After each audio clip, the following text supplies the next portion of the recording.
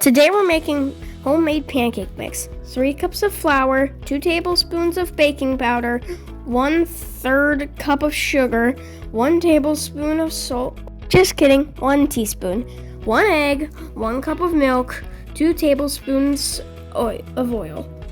You can make up this easy pancake mix in bulk and save it in the pantry for the next time you want pancakes. So yeah, we'll catch you later, homestead peeps. Bye! All right, thanks for watching. See you later.